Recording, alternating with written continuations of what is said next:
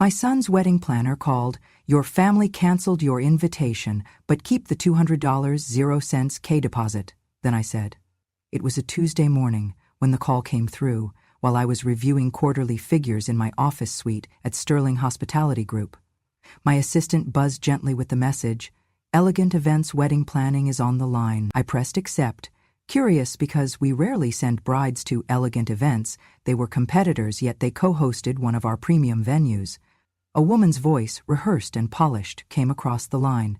"Good morning, ma'am. I hope I'm not interrupting anything too important," she said, as if concerned. "I was instructed to give you a call today regarding the Henderson-Miller wedding." I did not respond. Then she continued in the same tone, coolly professional. "And before we continue, I was also asked, very specifically, to remind you that the couple is aiming for a refined and respectable atmosphere, and they'd appreciate it if we could avoid any elements that might detract from that." I waited. The implication hung unspoken in the air. There are some people who do not fit the vision, and I was clearly not part of it. A quiet stabbing sensation, as though someone applied a cold blade to a warm heart. After that, she delivered the blow with an apology. "Ma'am, I am truly sorry to say this, but your son specifically asked me to tell you this, so there would be no confusion. He said, and I quote, 'Tell her this day is about elegance and dignity, not about guilt and garbage from the past.' Elegance, dignity, guilt, garbage." She had made the contrast clear. I must be all the wrong things. I did not speak. I closed my eyes for a moment, taking in the implications. My son, Marcus, the child I raised from infancy when another child was lost at birth, had declared me a stain on his moment of triumph. In his world, understatement of this level was a declaration. You are unbought, unwelcome, unworthy. I pressed end call, quietly, then leaned back in my chair, watching the skyline through the floor-to-ceiling windows. I had helped build some of those towers with my investments. I had poured my life savings into this city, its hotels, its banquet halls, its transportation fleets, all under the umbrella of Sterling Hospitality Group, the company I founded after my husband's illness forced me to step into the workforce. I had built that company piece by piece to fund my son's better future, only to be pushed aside the moment my money conceitedly had done its work. I stared at the reflection of my own face in the window pane. A woman well past 60, no hair tinted, no cartilage tucked, no whisper of luxury. Yet in the reflection, I recognized the quiet bones of someone who had refused to vanish. I had never expected acknowledgement. I had only counted on presence. That morning, presence wasn't enough. The planner's voice had presented as corporate decorum. Underneath lay the contempt of guilt turned public shame. "Garbage," they called me. Echoes of that word sank into my chest. I thought of the $200,000 I had withdrawn from my medical savings and retirement account, the same amount I sold my husband's last heirlooms to raise, because Marcus insisted he could not be shamed by others for lack of funds. He cried on the phone. If this wedding fell apart, he would lose her, would lose everything. I wrote him a check without condition, without fanfare. I never told the board. I never made a speech. I let the check surface silently from my private account into the vendor's account, even as I watched the signature lines bearing no trace of my name. I funded elegance. I paid in full. I was only as present as the eyes that saw me. Now I stood after he had thrown me out. I pressed a button on the desk. My assistant entered. She asked if I needed anything. I replied calmly, "Resume the board meeting." She gave a small nod and closed the door. I turned back to my screen, where projections awaited. Revenue had been climbing steadily. Sterling Hospitality Group was cash positive. I dipped a pen in ink and tapped it gently on my desk, then let it sit. Nothing else moved inside me. I let the silence gather. I let the city hum through my windows. Once again, unaware that I was not asking for applause. I held my silence. No debate, no demand for explanation. My presence was a protest. All I did was acknowledge that Marcus had built a throne of lies, and in the process had declared his mother a liability, not an asset. You do that often to what you cannot own. On the wall behind me hung a framed photograph of the first banquet hall I purchased 20 years ago. I had purchased it when Marcus was 11, refusing to let him feel poor among his classmates. We transformed it into a flagship venue. Now, it had Henderson Miller Reception on a marquee front page. Without me, I pictured it in my mind. Empty chairs. Floral arrangements I had approved earlier that morning for delivery. Waitstaff wearing uniforms we had supplied. Every single vendor set to serve a wedding that owed a year's worth of planning to me, and yet the guest of honor would not be welcome. That is when I decided I would no longer pay for invisibility. Not from my own hands, not from my own funds. I drafted an email to Caitlin. Simple, precise, unapologetic. Send them the invoice for cancellation, process refunds for all guests. I am keeping the $200,000, 0 cents. Then I hit send. That email was not just an order, it was a breaking point. I paused, wondering if Marie Curie felt the same stillness when she shattered expectations. 3 minutes later, the board meeting resumed. Contractors who understood my commands quietly began canceling orders. Templates went out, refunds queued. A wedding worth $500,000 evaporated from the calendar that day, and the only person who knew everything but refused to host it was me. I stood up and straightened my jacket. No one clapped, no one cheered, because power is often silent, because I never needed validation. What I needed was acknowledgement, and when it does not come, a quiet closure, like closing a door, can be more effective than the warmest embrace. I watched the city's indifference through the window again. Those buildings, that life, had brought us here. Now they would bear witness. I rose to speak at the board about new acquisitions, new direction, but not one word about Marcus. That chapter had closed, and yet, in that very silence, I felt the first stirrings of something that was no longer about control. It was about reclaiming my own narrative, not as a shadow supporting my son's spotlight, but as a woman who built the stage and refused to fade. A few hours after I had canceled the wedding, the office phone rang again. I answered, expecting perhaps a vendor or a board member, but the familiar tone of Marcus's voice came through, sharp, cold, unapologetic. I had given him everything, a childhood that would not go hungry, an education he would not owe, and a future he believed was only his. Now that he had taken all of it, he felt entitled to throw me away. He began with no preamble. "You just cannot help yourself, can you?" I let the words hang, like a bridge collapsing under weight. I waited while the line clicked softly against the static of distance. He continued, slow and purposeful. Each phrase another blow. "This is exactly why I didn't want you there, Mom. You suck the joy out of every room you enter." His voice had become a weapon that day. He struck again. "Trash doesn't belong at the table just because it once bought the meal." I did not interrupt. I hung up without a word, allowing the click of disconnection to amplify the finality of his sentiment. It was 8 years earlier that I had drafted the agreement. 20% of Sterling Hospitality Group, the company I had built from nothing, was to be his wedding gift. $30-odd million worth of shares, signed and notarized. I had never told anyone. Not the board, not my banker, not even my other children. I believed we all carried debts and dreams in silence, and that a mother's greatest gift is doing what must be done without trumpets. I let the signed contract lie untouched in the drawer, unused but ready, a promise given before love was questioned. That promise died the moment he called me trash. The paper curled in my hand. As I folded the fragments, a single flutter of ink-stained dust drifted onto the carpet, symbolic of promises scattered by betrayal. Without a ceremony, I retrieved the printed document and ripped it in two, piece by piece, folding the ripped edges until the ink cracked, until the paper curled. No celebration, no announcement. The goodbye was in the shredding. At that moment, a second knock came at the door, softer than authority and gentler than grief. It was her, my daughter, born the same night Marcus was told his real mother had died, and he was placed in my arms by mistake. 5 years ago, she found me. It was not messy or dramatic. She carried a brass hospital ID bracelet, the one from her birth file, wrapped in tissue, clutched like evidence of 2 lifetimes. She was 21, curious, with a framed picture of a hospital ID bracelet and a name that did not feel like hers. She came alone to my office, and I did not run. I had already forgiven her absence. She said simply, "I came because I know you are my mother." She reached out and touched the desk, no words more necessary. Today she entered the room wearing jeans, carrying a small bouquet of daisies, 2 for every year since she first saw me in a photograph, then knew. She was here for Marcus. She had asked politely for the invitation, no intention of upheaval, only hope for family reconciliation. She said softly, "I just wanted to wish him well."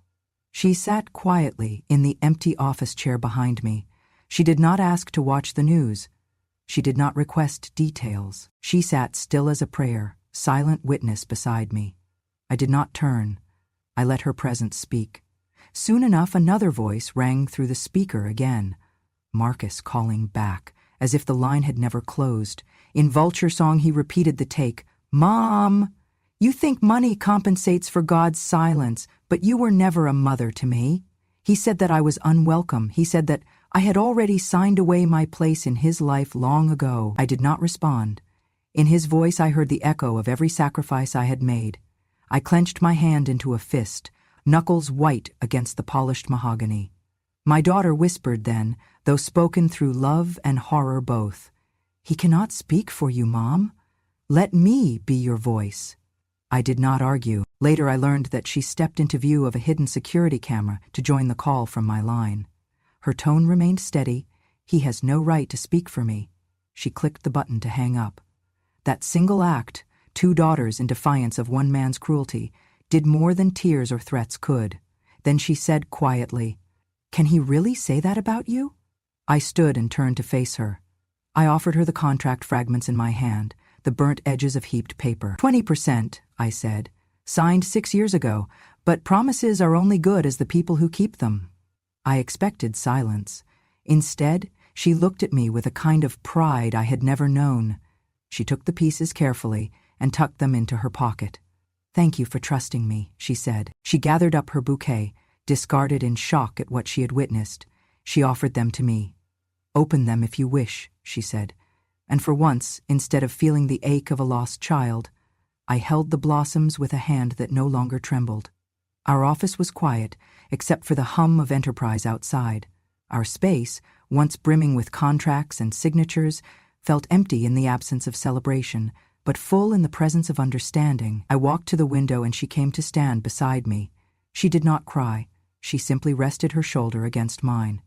I felt the pulse of the city beneath our feet, the same skyline I had looked at when the planner called.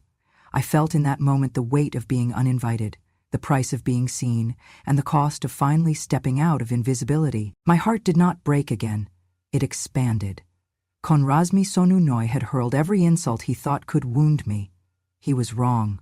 His invitations would never again matter. The table he had built without me now had no seat for him. As for me and my daughter, we would walk forward quietly, but not ashamed. My debts were repaid, my dignity reclaimed. From the desk drawer I retrieved an envelope, labeled, "For her only," in my handwriting. It read, For the 100th drawer I retrieved an envelope, labeled, "For her only," in my hand. I handed it to her without comment.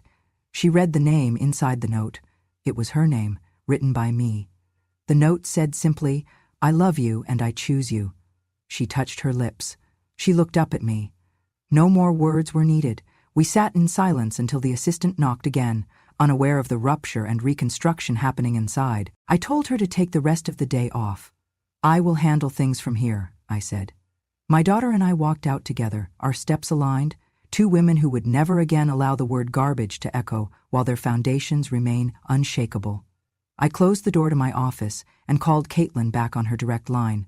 My voice was calm and deliberate as I said, "Cancel the wedding. Venue, flowers, hotel, catering, transportation, everything." I did not need to raise my tone. I did not need to say more. There was a silence on the other end, and then she responded in a tremor. "But ma'am, you are not the bride or groom." I waited. I let the words dangle. Finally, I replied evenly, "And who owns Elegant Events?" That question hung in the air. Caitlin stammered at first. She cleared her throat. I asked again, "Owned by Sterling Event Holdings, correct?" I did not let her answer before I continued, "And who owns Sterling Event Holdings?" There was a long pause, as though she were flipping through a mental directory. Then she said uncertainly, "Sterling Hospitality Group." I responded, "Yes, and I am David's mother. I am also the sole owner and CEO of that group." Another pause. I let the silence expand. She finally whispered, "I had no idea." I did not say thank you. I did not judge the tremor in her behavior. I said only, "Send cancellation notices to all vendors. Issue refunds for accommodation and services. Forward the invoice to the Henderson Miller family minus the $200,000, 0 cents deposit. They will keep it as the cancellation fee." I ended the call without another word. No name-calling, no promises of retribution. It was complete, professional. I closed my eyes and took a breath before returning to the board meeting I had interrupted earlier without explanation. Silently, the commands echoed through the organization.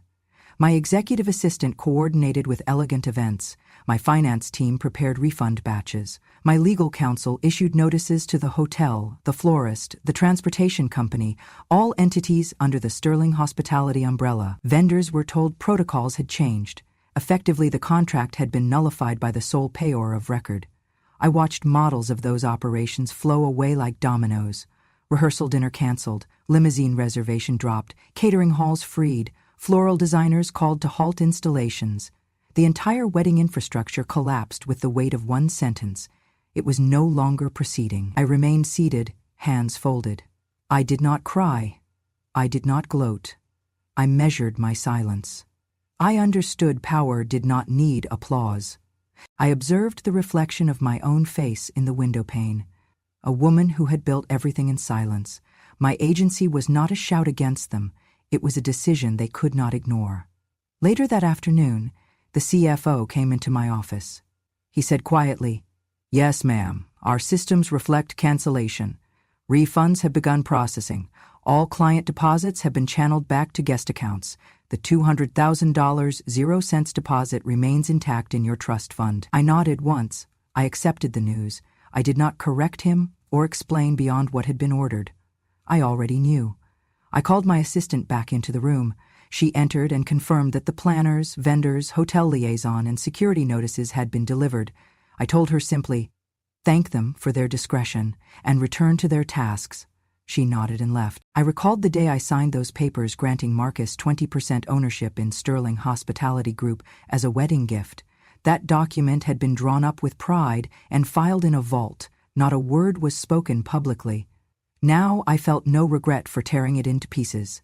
That contract had borne his entitlement, and I no longer saw reason to preserve it. He would not have understood its symbolism, he would only have used it. The oak desk beneath my hands had witnessed my confidence, my generosity, my broken hope. I stood and looked around the room at the tokens of my life's work. A framed model of the first grand hall I'd purchased, a plaque commemorating 10 years of expansion, photographs of gala openings, my own portrait in the lobby foyer. Those things did not need defending with words. Their presence proved value. I only needed to show that I would no longer underwrite absence. No one knocked to tepid applause. No staff begged for commentary. The power of that call lay in its finality and precision.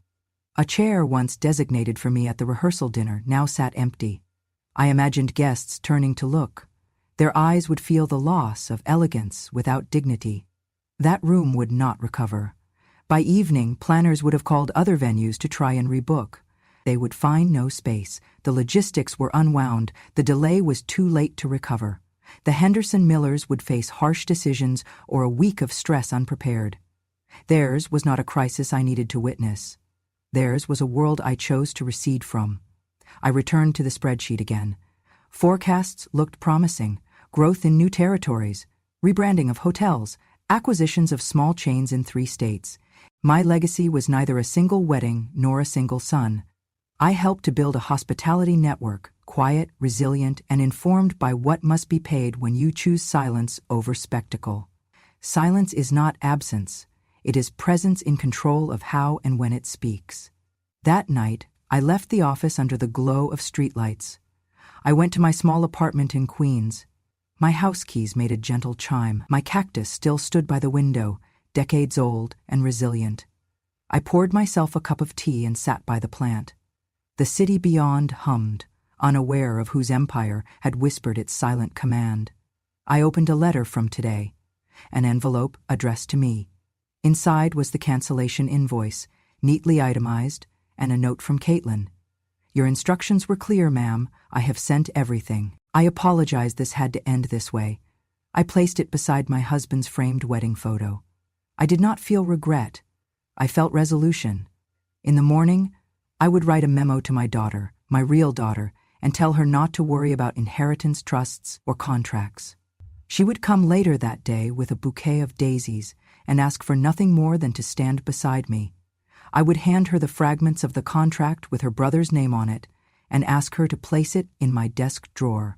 She would forgive me, not for breaking a promise, but for finally seeing what kind of promise could not be honored. I drank the last drop of my tea and stood.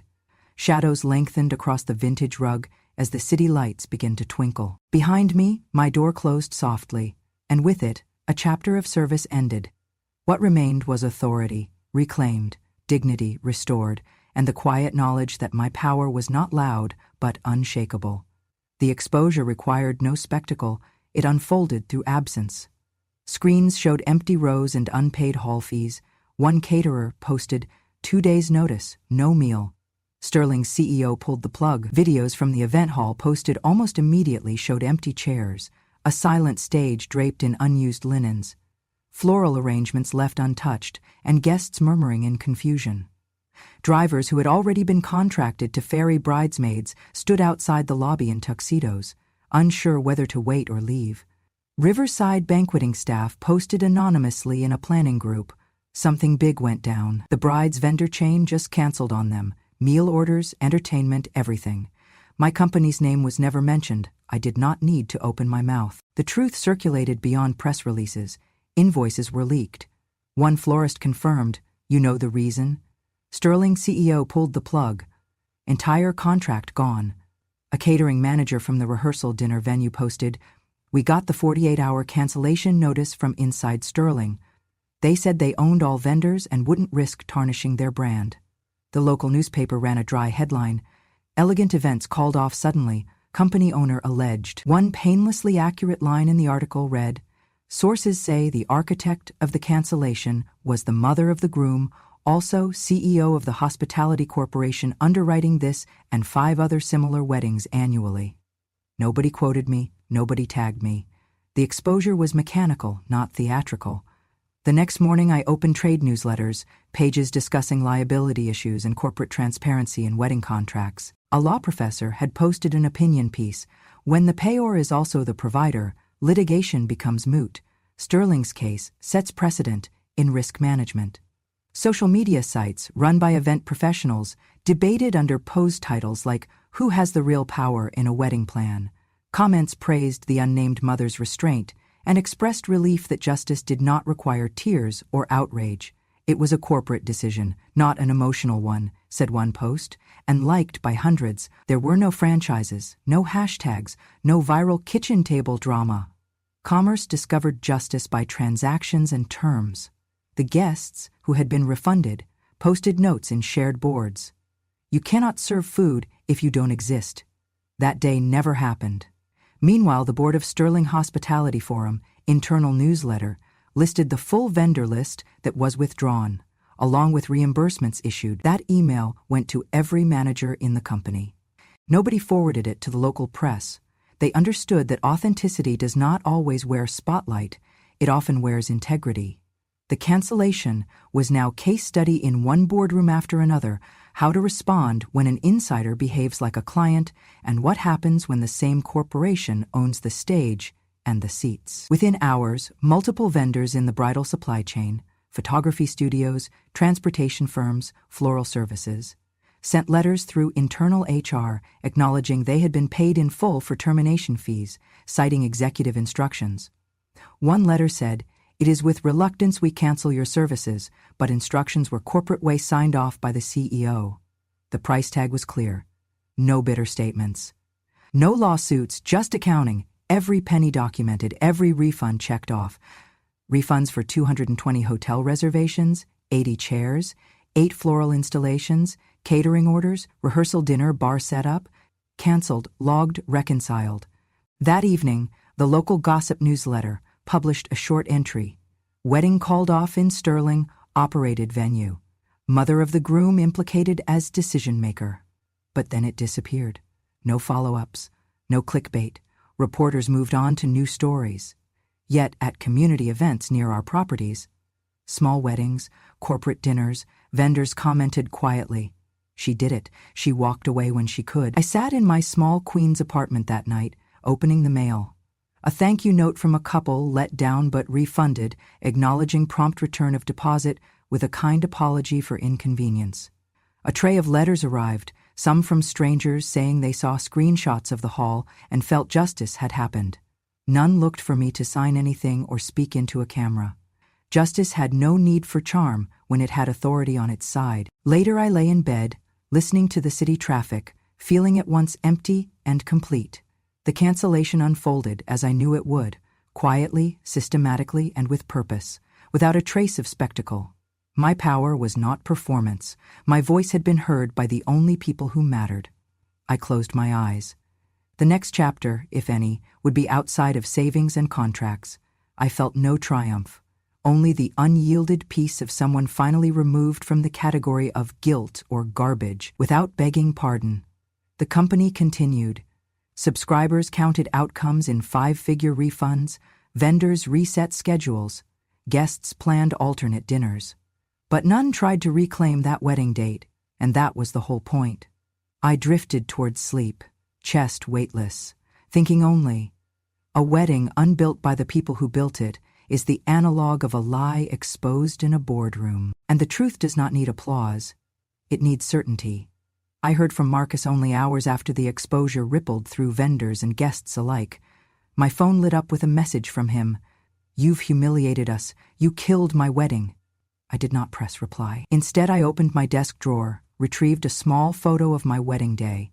My husband and I, 3 decades ago, standing beneath a willow tree on a quiet afternoon, and slid the message into a plastic sleeve, sealing it carefully so the words could never fade, then placed it beside that old wedding photo inside the box I keep beneath my desk.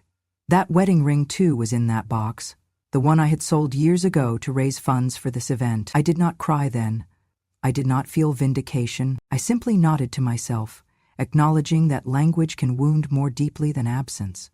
Later that day, I received an email marked urgent, personal, from my daughter Elena, my birth daughter who I had found after 20 years. She asked for a meeting. We met 3 hours later in a private dining room at Harborview Resort, the flagship venue I acquired 7 years ago. The room overlooked the harbor and had all the warmth of polished oak and neutral tones, but it was empty of celebration now. I entered, closed the door behind me, and saw them. Marcus, seated stiffly, white-knuckled, my ex-husband, and the woman who had become Marcus's wife, standing, tears already shining in her eyes. My daughter sat beside me, calm and resolute, hands folded like a prayer. Marcus's wife leaned forward and spoke first. "We are sorry. All of us. I believed him about you, and I never asked. I should have spoken up." My ex-husband's voice shook. "I apologize for every time I let pride blind me. I did not see you, only what our son wanted to believe." Marcus finally spoke, haltingly. I thought I was doing the right thing. I thought I was protecting a vision of success, but I protected nothing. I hurt you." He paused. "Why didn't you ever tell us who you were?" I looked at Marcus without malice. I had to decide what honesty felt like in that moment. I replied, "Because if you loved me, you would have invited me without knowing. You did not need confirmation, you needed love and presence." Silence followed. My daughter slipped her hand through mine and squeezed gently. Marcus wiped his face with a handkerchief. "You had 20% of that company signed in your name. I know it now. I never even asked. I watched you fade while I chased shadows." My ex-husband leaned forward. "We should have seen past tradition to the values you taught us." His wife nodded, eyes red. "I saw the contracts on your desk once," she said. "I thought it was someone else. I regret it every day." There was no performance. I did not accept their apologies with fireworks or speeches. I acknowledged them, and I held their gaze. I rose and said quietly, "There is nothing more to forgive. You looked away when shadows were brighter than substance. You chose flash over foundation." I stepped away and placed the framed message in the center of the table. They all stared at the plastic sleeve with the words, "You killed my wedding." Their regret felt heavy enough to rest there. Then I turned to my daughter. "Elena, you may grow this company however you wish. Your brother's seat is vacant. It is for you now." She swallowed and nodded. I said again, "To the boardroom. We'll walk the rest of the way together, but truth is non-negotiable." I left before they could respond. I returned to my apartment that evening. I unpacked the plastic sleeve and tucked it into the same box as the photograph and the ring. Those words belonged there too. I drank tea on the terrace beside my cactus. No fanfare, no declaration, just silence, filled with finality. In the morning we would speak about business restructuring, but that night I did not care about stock value or annual reports.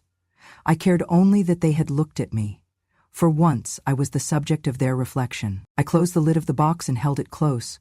The echoes of apology lingered, not as absolution but as the faintest seed of change, planted in acknowledgement rather than denial. Elena sat beside me at the long oak table, sunlight washing across her face through the high windows of my office. She had not asked for anything, not gratitude, not recognition, but she came when others turned their backs. She stood beside me when my name was wiped from the guest list. Not to defend, but because the truth sat naturally on her shoulders. I slid a folder across the table.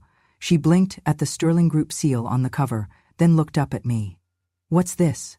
she asked softly. Her voice was steady, like mine was 30 years ago when I first founded the company. I nodded toward the papers inside. "It is a transfer of 20% ownership," I said. "Voting shares, decision rights, a seat at the table." She opened the folder slowly. Her hands trembled, not from greed or surprise, but from something deeper. I leaned back and folded my hands.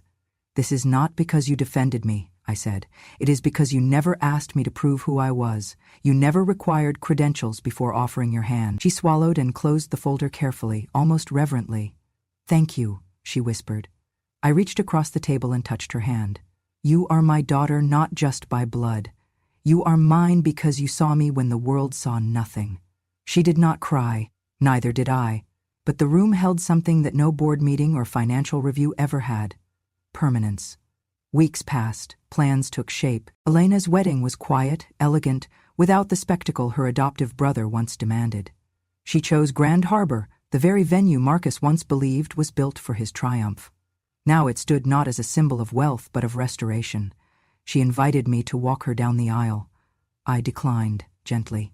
"This is your day," I told her, "not a stage for reparation." Instead, I arrived early. I wore navy, not black, and pinned a small white lily to my chest. I sat 3 rows back, not in the front row reserved for family, but where the view was soft and honest. I folded my hands in my lap and watched. The ceremony was held in the West Garden. Morning light bathed the scene in gold. Elena walked down the aisle with her head high, her steps sure. The man at her side was kind-eyed and quiet, just as I had hoped. No one announced who paid for the flowers or the music. No one whispered about ownership or history. It was a wedding of presence, not pretense. During the vows, Elena turned toward the guests. "There is someone here who taught me that love is not about being loud. It is about being constant," she said. Her voice did not waver. "She is not in the front row, but she has always stood beside me." Her eyes met mine, and for the first time in my life, I felt seen in full. After the ceremony, guests mingled beneath linen canopies. I stayed to the side. No cameras followed me, no speeches praised me. Elena passed through the crowd, laughing, radiant, pausing beside me only briefly. She took my hand in both of hers. "I am so glad you came," she said. "I never considered not," I replied. She nodded. Neither did I. As the evening faded into music and toasts, I left quietly. No one noticed, and I preferred it that way. I walked alone through the lobby of the hotel I owned, past the chandelier I selected 15 years ago, down the corridor whose wallpaper I had approved after a long debate about texture and light. I reached the elevator and pressed the button with a calm that came only from having nothing left to prove. In my room, I took off my heels and sat by the window. The city lights blinked in the distance, a rhythm I had long understood. I thought of Marcus, what might have been, what had been said, what had been lost. And then I thought of Elena, of the daughter returned, of the name no longer whispered but spoken with pride. That night, I wrote a letter. Not to be sent, not to be framed, just to be kept. Dear Elena, you reminded me that truth does not require a stage, that dignity lives in the quietest gestures. You never asked me to prove I mattered. You just made space for me to matter. This company will one day be yours, not because you are my blood, but because you carry the values that built every brick of it. That is legacy, not capital, but character. I placed the letter in the box, beside the photo, the wedding ring, the sealed message from Marcus, and the transfer papers signed that morning. The box was heavier now, but not in grief. In clarity. I turned off the light and slept peacefully. Marcus never called again. No apology, no second chance, no remorse wrapped in panic. After the wedding collapsed and his name began to circulate in boardrooms and industry lists as the son who had spat on the hands that fed him, he simply disappeared. I suppose that is one way to survive the shame, by vanishing into silence, by letting pride become a prison. He no longer existed in my family records, only as a legal annotation in an old adoption file. Status. Closed. To the world he became a footnote. To me he became a stranger I once raised, but I did not grieve him. You cannot grieve what someone chose to bury. And Marcus had buried me. Long before that wedding, he just did not realize I was the root, not the weed. Elena stood at the head of the boardroom table the following month. She did not inherit the seat. I handed it to her. She read every file, asked every question, walked the hallways of our properties like someone determined not to impress, but to understand. She had not been groomed for the role, but she was born for it. And when the time came, I stepped back, not down, just back, not into obscurity, but into intention. That fall, I withdrew $5 million, not from Sterling Group's account, but from my own, quietly, deliberately. I used the funds to establish something I had dreamed of for decades but never dared to name, the Silent Seat Foundation. It is a scholarship fund for mothers who were erased, by arrogance, by betrayal, by families that used them and discarded them when convenience ran out. It provides education, housing, and legal assistance to women whose love was deemed invisible until their absence was felt too late. At the launch ceremony, Elena stood beside me in a simple navy suit. She did not wear the title President on her chest. She let her actions carry the weight. The press was sparse. That was intentional. No confetti, no influencer campaigns, just a podium, a seal, and a room full of women who had been told they were too much, too old, or too irrelevant. She opened her speech by holding my hand. She never built on applause. She built on integrity. The room fell silent as she paused, and even the press leaned forward. Elena adjusted the microphone, looked out at the modest audience, and began. My mother never raised her voice, but the world finally heard her. A silence followed that sentence, one of reverence, not emptiness. She continued, there are mothers who sat in hospital rooms alone, who paid for graduations but were cropped out of the photos, who fed legacies but were labeled liabilities. This foundation exists because their love deserves more than memory. It deserves structure. It deserves seatbelts, business plans, and a future. She gestured toward me. This woman built an empire not out of ambition, but out of absence. Every room she was excluded from, she built a better one. And now, those rooms are open to others. I did not cry, but my fingers gripped the chair just slightly tighter. Not out of pain, but because the weight of being witnessed is heavy when you have carried yourself alone for so long. That night, after the guests had left and the lights dimmed, Elena and I walked through the corridors of the first hotel I had ever bought. I told her how I slept in the back office during renovations, how I handled leaks during conferences, how I stood in the banquet room one night after a broken engagement and whispered, "This will matter one day." She linked her arm through mine. "It matters now," she said. Outside, the streetlights blinked like quiet applause. No reporters waited. No family came chasing forgiveness. Just a mother and daughter walking the empire they built, not from bitterness but from truth. And somewhere, I imagine, Marcus still tells himself a version of the story where he was wronged. That is his right. But this legacy is mine. And now, it belongs to the right hands.